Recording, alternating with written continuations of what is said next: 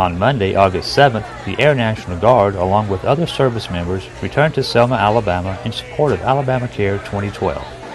What we found when we were here back in April and May, we saw about 29,000 people in 4 different communities, and there was much more demand than we ever could have met with the number of days and the equipment and personnel that we had. There happened to be a little bit of money left over in the budget for an IRT project before the end of the year, and we kind of looked and where could we go back? Where could we put the most value?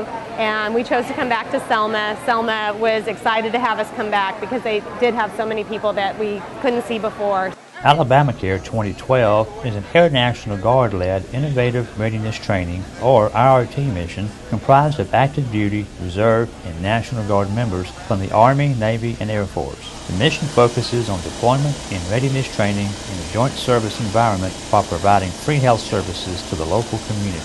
The IRT program is a win-win for everybody, not just the military members. Obviously the community gets a huge benefit as well. It's a cheap program to run.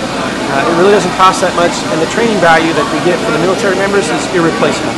Air National Guard members performed in a multi-service environment, conducting real-world readiness and medical training and preparing for wartime missions while supporting the needs of America's underserved communities like Selma. Well, and this is a great environment to do it in too, because we have to be so flexible with things, and okay, we might not have this, we may not have this, how are we going to make it work? And you really have to think on your feet and just kind of go with it. The IRT goal is for military members to focus on training their junior enlisted, allowing them to gain knowledge and enhance their skills in a deployed environment.